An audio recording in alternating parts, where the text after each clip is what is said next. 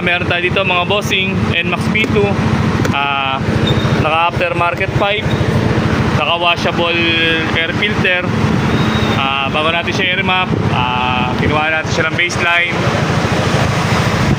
Tapos kukuha natin siya ng AFR kasi sabi nila kapag stock engine di naman daw kailangan na i-remap kapag nagpalit ng pipe. So AFR check muna tayo, dahan-dahan tingnan natin. So yan, kita nyo, nakakatakot.